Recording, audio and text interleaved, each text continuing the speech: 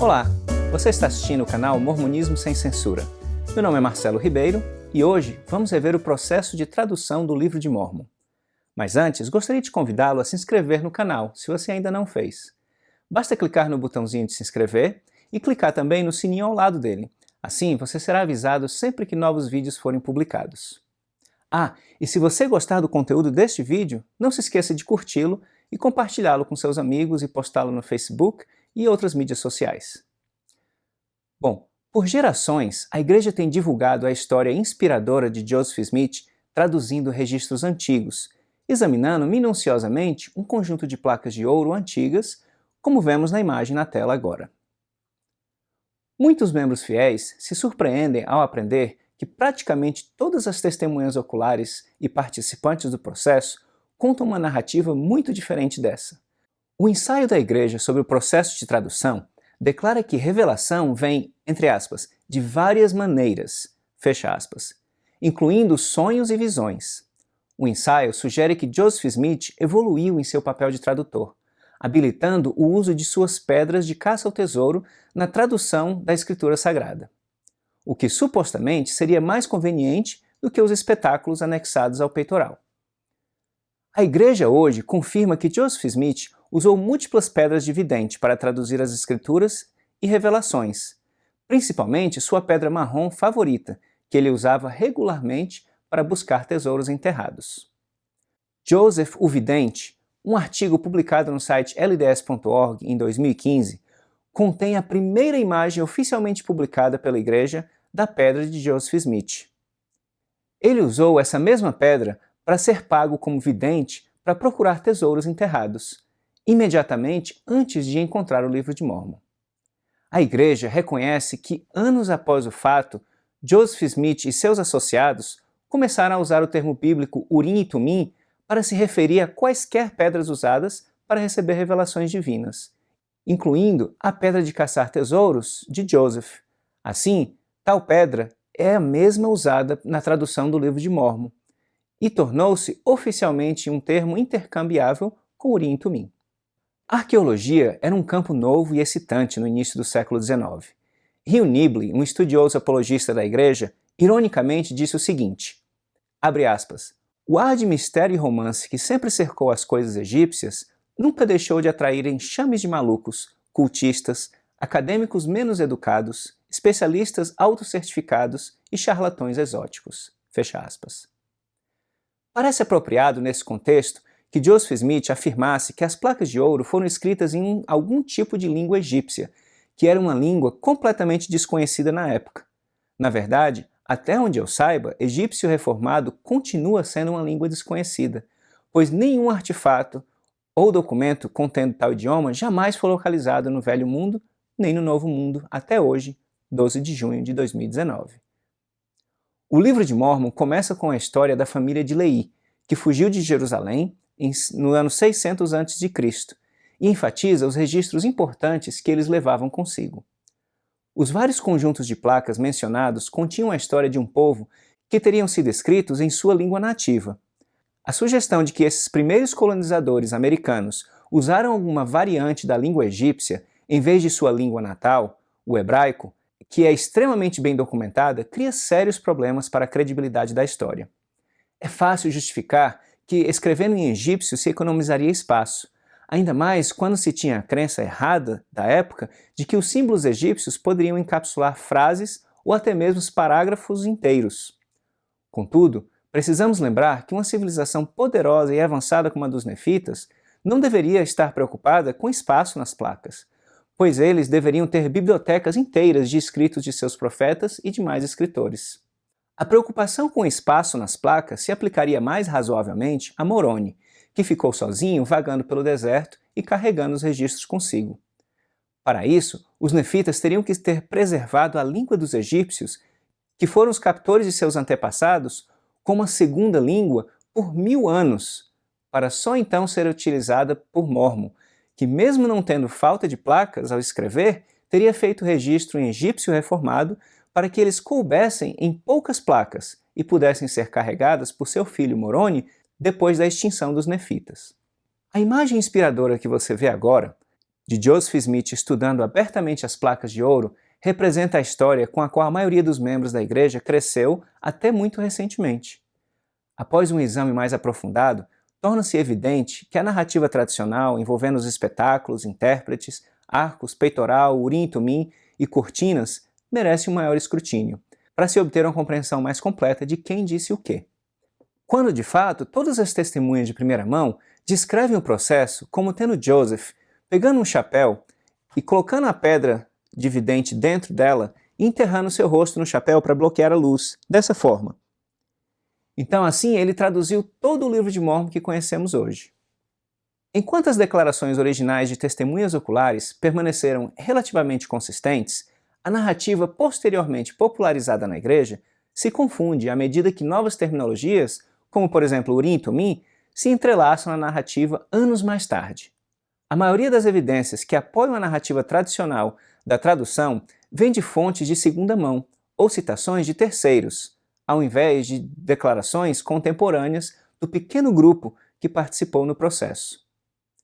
Martin Harris, que serviu como escriba de Joseph Smith e se tornou uma das 3 testemunhas, disse o seguinte, abre aspas, agora vou lhe dar uma descrição da maneira pela qual o livro de Mórmon foi traduzido. Joseph Smith colocava essa pedra em um chapéu e colocava o rosto no chapéu, aproximando-o do rosto para excluir a luz. E na escuridão, a luz espiritual brilhava. Fecha aspas. Martin Harris relatou que Joseph sentava-se regularmente atrás de uma cortina ou um lençol e às vezes se sentava em diferentes cômodos ou no andar de cima da casa. Outras vezes, não havia nada entre eles, e que Joseph olhava fixamente dentro do chapéu, enquanto ditava o texto para ele. Emma Smith, participante direta e ex-escriba, confirma que a pedra de vidente de Joseph foi usada em todo o livro que conhecemos hoje. Ela disse o seguinte, abre aspas, agora meu primeiro esposo, Joseph Smith, traduziu o livro pelo uso do Urim e Tumim, e essa foi a parte que Martin Harris perdeu. Depois ele usou uma pequena pedra, não exatamente preta, mas uma pedra bastante escura. Isaac Hale, pai de Emma Smith, e que conhecia Joseph desde os tempos de caçador de tesouros e que não gostava nem um pouco dele, forneceu em primeira mão um testemunho contemporâneo sobre o método de Joseph. Abre aspas. A maneira pela qual ele fingia ler e interpretar era o mesmo de quando ele procurava dinheiro enterrado, com a pedra em seu chapéu e seu chapéu sobre o rosto, enquanto o livro de placas estava escondido na floresta. Fecha aspas. Várias testemunhas relataram que David Whitmer disse que após a perda das 116 páginas, o Senhor levou as placas e o Urim e Tumim do profeta, para nunca mais serem devolvidos. Em seu lugar, David Whitmer afirmou, o profeta usou uma pedra de vidente oval, cor de chocolate, ligeiramente maior que um ovo, semelhante a essa réplica que eu tenho aqui. Assim, tudo o que temos hoje no livro de Mórmon foi traduzido colocando-se a pedra de cor de chocolate em um chapéu, na qual Joseph enterrava seu rosto para excluir a luz. E enquanto ele fazia isso, ele via um pergaminho alongado, no qual os hieroglifos apareceriam, e abaixo da escrita antiga, a sua tradução em inglês. Joseph então lia a inscrição para Oliver Cowdery, que por sua vez a escrevia. Se ele fizesse isso corretamente, os caracteres e a interpretação desapareceriam, e seriam substituídos por outros caracteres com uma nova interpretação. David Whitmer confirmou a metodologia através da qual uma tradução perfeita deveria ser esperada. Abre aspas. E se por algum meio um erro fosse cometido na cópia, a escrita luminosa permaneceria até que fosse corrigida. Algumas vezes levou Oliver várias tentativas para soletrar corretamente algumas das palavras mais difíceis. Mas quando ele as escrevia corretamente, os caracteres e a interpretação desapareciam e eram substituídos por outros caracteres com sua nova interpretação. Ninguém jamais viu o peitoral ou os óculos, os espetáculos ou intérpretes. Eles só ouviram Joseph falar deles. Os óculos não faziam parte da história de Joseph Smith para sua família em 1823, e só entraram na narrativa depois que Samuel Lawrence, um colega de escavação de tesouros, induziu Joseph a afirmar tê-lo visto dentro do Monte Cumorah, junto com as placas, em 1825. As placas de ouro, na maioria do tempo, nem estavam presentes na sala durante a tradução, muito menos na mesa, conforme representado na arte e nos relatos publicados pela Igreja até recentemente. O único relato de alguém que teria chegado perto dos intérpretes, ou óculos, nefitas, vem de Lucy Smith, a mãe de Joseph, a qual reivindicou décadas depois ter sentido os intérpretes através de um pano e afirmou que um lençol frequentemente separava Harris de Joseph durante o seu trabalho.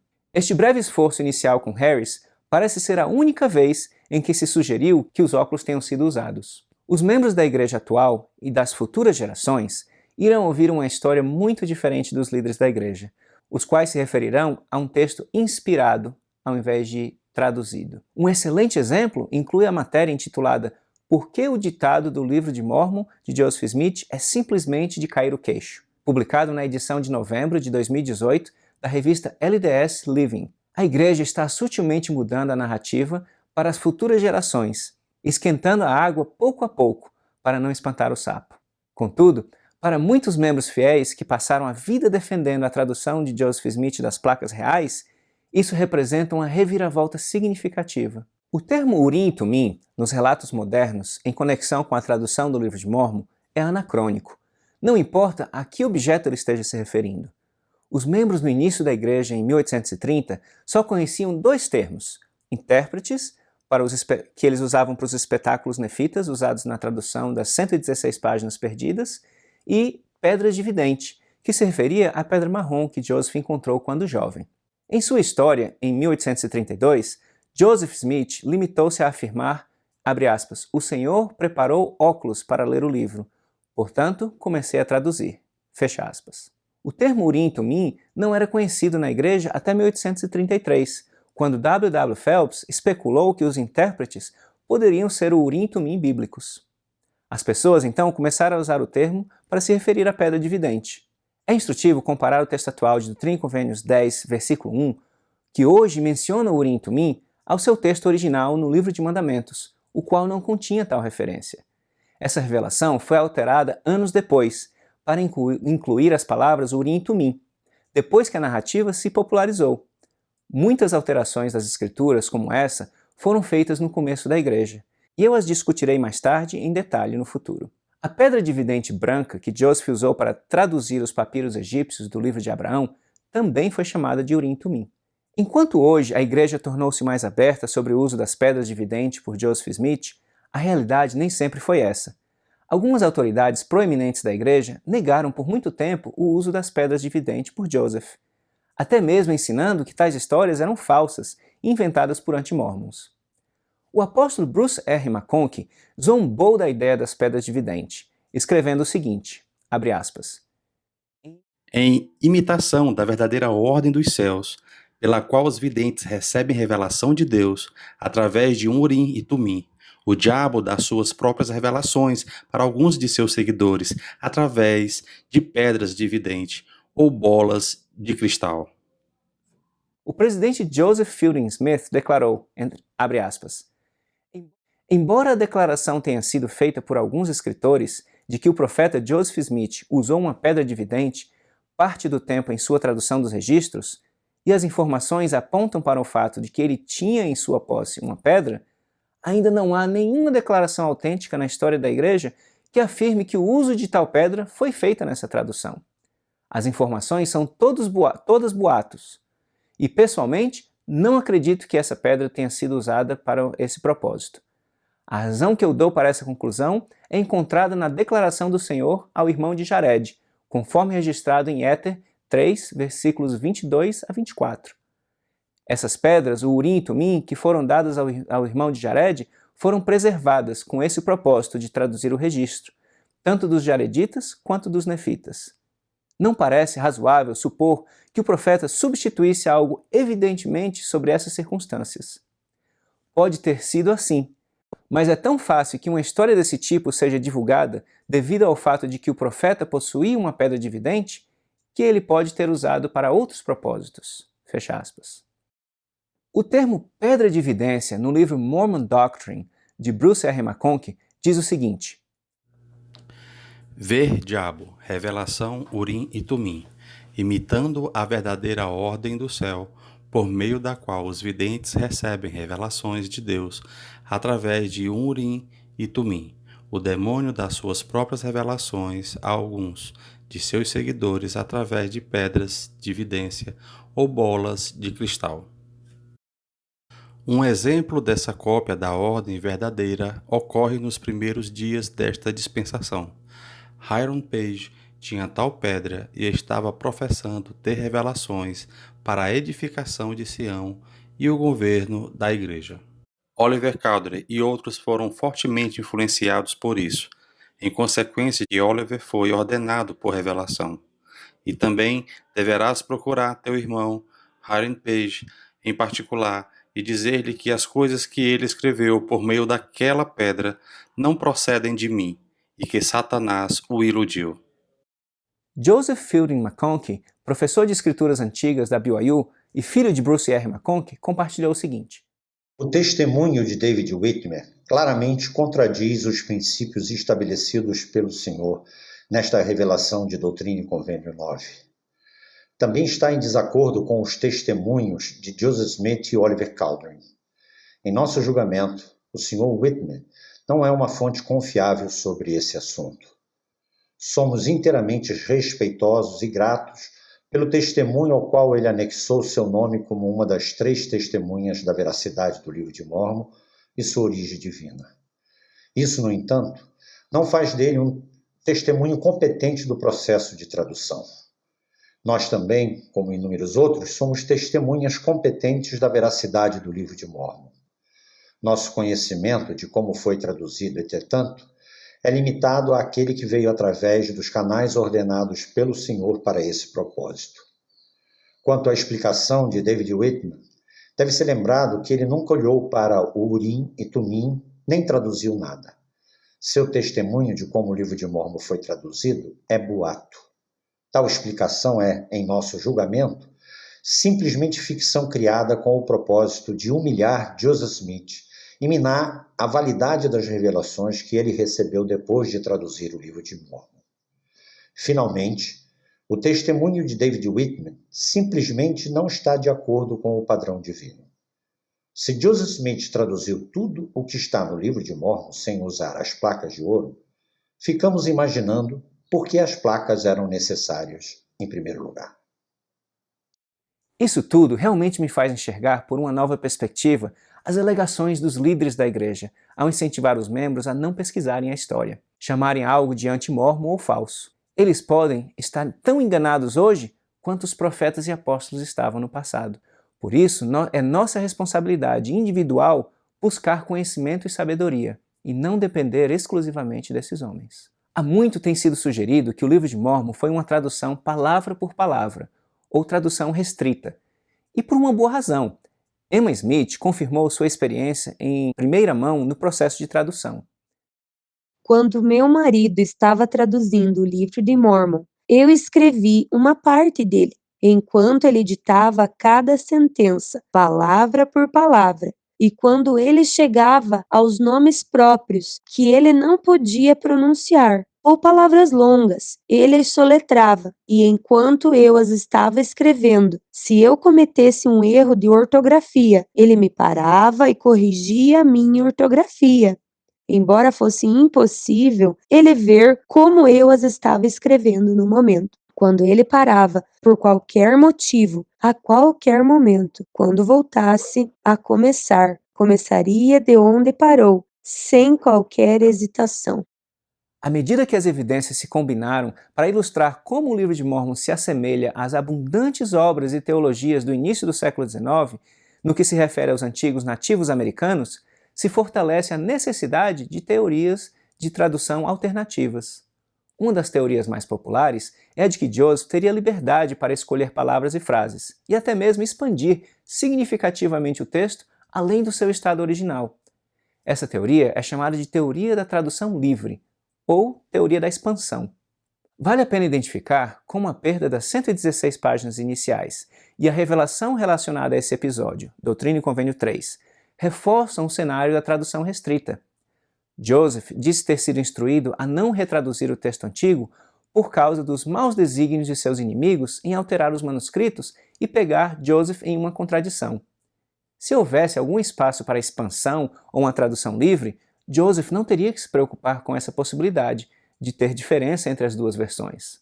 O Livro de Mórmon apresenta inúmeros exemplos do uso excessivo de palavras ou prolixidade, o que contradiz os múltiplos comentários dos autores nefitas sobre a necessidade de economizar o limitado espaço encontrado nas placas.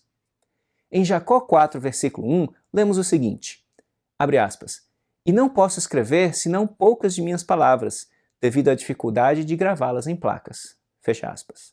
Apesar das dificuldades expressadas pelos autores antigos, o Livro de Mórmon contém quase tantos versos quanto o Novo Testamento, 2 vezes mais palavras por verso e um total de palavras superior ao Novo Testamento. Surpreendentemente, a expressão "e aconteceu que" aparece mais de 1.200 vezes na versão original de 1830.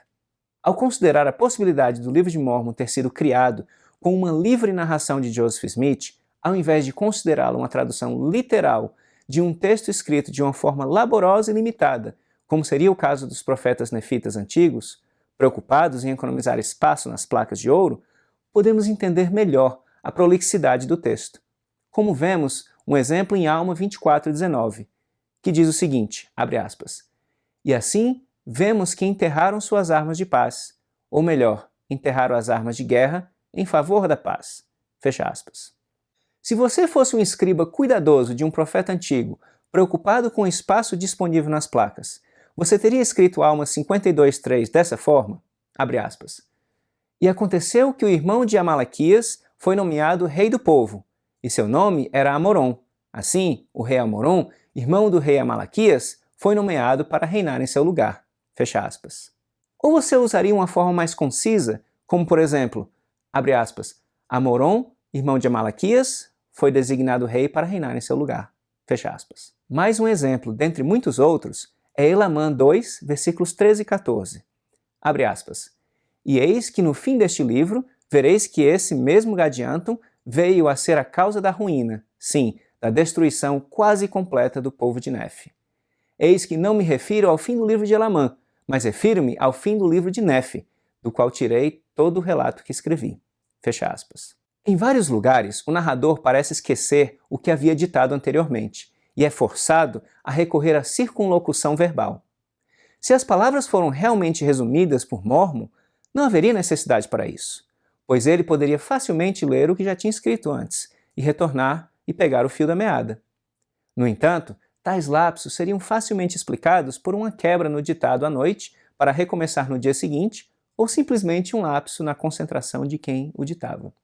Alma 19:16 apresenta uma mulher lamanita chamada Abish, e em seguida informa que ela correu, portanto, de casa em casa, comunicando o sucedido ao povo, que o poder de Deus havia se manifestado ao rei e à rainha. Apenas 12 versos mais tarde, o narrador parece ter esquecido o nome dela, e se refere a ela apenas como a serva que fizera com que a multidão se reunisse. Porque essa frase inteira, obviamente, é mais curta do que simplesmente Abish, não é mesmo? Da mesma forma, Alma, capítulo 1, apresenta um anticristo chamado Neor, que ensina falsas doutrinas, mata um herói de guerra chamado Gideão e finalmente se retrata de sua incredulidade antes de sua execução por homicídio.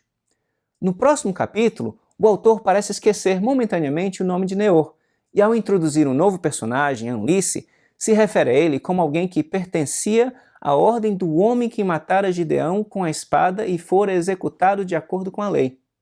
Que tal essa para economizar espaço nas placas, hein? Em Alma 24, o autor relembra o nome original e usa a descrição muito mais simples. Ele diz o seguinte, segundo a ordem de Neor. Lucy Harris, esposa de Martin, desconfiava intensamente de Joseph Smith, temendo que ele estivesse enganando seu marido para financiar vários esquemas de escavação de tesouros. As primeiras páginas do processo de tradução, que levaram 2 meses para ser produzidos, foram entregues a Martin com o propósito de convencê-la da veracidade da tradução. Ela provavelmente destruiu as páginas, pois elas nunca mais foram vistas. Joseph ficou tão perplexo com a perda que recebeu sua primeira revelação encontrada em Doutrina e Convênios, seção 3. Joseph é castigado e perde seus privilégios de tradução por algum tempo. Convenientemente, Joseph recebeu sua segunda revelação, que está registrada em Doutrina e Convênios 10, restaurando seus privilégios de tradução, permitindo que Joseph continuasse exatamente onde parou, em Mosias. A partir da seção 10 de Doutrina e Convênios, aprendemos que Joseph não deveria retraduzir o mesmo material, por causa dos maus desígnios de seus inimigos em alterar o manuscrito e pegar Joseph na contradição. Muitos questionam a validade desse argumento à luz do fato de que o trabalho foi escrito à mão, em tinta, sobre um tipo de papel bastante áspero e poroso. Possíveis alterações seriam impraticáveis e prontamente aparentes ao olho nu. Aparentemente, Deus previu esse evento quando Mormon estava resumindo as placas maiores e instruiu Mormon a incluir um segundo conjunto de placas, cobrindo o mesmo período representado nos 6 primeiros livros do atual livro de Mormon, ou seja, de 1º Nefe até Omni. É importante notar que o livro de Mosias foi realmente o primeiro livro traduzido em nosso atual livro de Mormon. Joseph ditou de Mosias até Moroni, enquanto, alguns argumentam, ele tinha esperança que as páginas perdidas poderiam ser encontradas. Como isso não aconteceu, ele retornou para ditar de 1º Nefe até Omni, das placas menores de Nefe. Por isso, Nefe parece saber que Jesus os visitaria nas Américas, visto que essa parte do livro já tinha sido escrita, enquanto Benjamim, Mosias e outros profetas na primeira parte do livro, após as 116 páginas, parecem não ter nenhum conhecimento desse evento futuro, pois essa parte do livro ainda não estava escrita quando ele a traduziu.